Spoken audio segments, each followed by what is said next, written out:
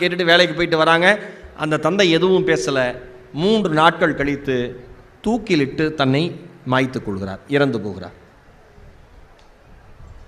யார் வாழ்க்கையை, தன்னுடைய எதிர்காலத்தை, தன் குடும்பத்தினுடைய தலையெழுத்தை மாற்றுவான் என்று அந்த தந்தை நினைத்தாரோ, அந்த மகனே பெத்த அப்பாவை அவரோட ஸ்டேட்டஸுக்காக, எனக்கு இவர் அப்பா கிடையாது வேலைக்காரன்னு சொன்னதுனால ஒரு அப்பா தூக்கு போட்டு செத்து போயிட்டார்.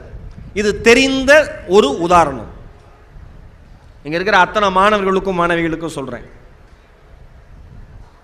உங்கள் தந்தை கரைபடிந்த வேட்டியோடும் கரைபடிந்த சட்டையோடும், உங்கள் தாய் கிழிந்து போன சேலையோடும் தன் வாழ்க்கையை தியாகம் செய்து உங்கள் பெயருக்கு பின்னால் ஒரு டிகிரி வருவதற்காக உழைக்கிறார்கள்.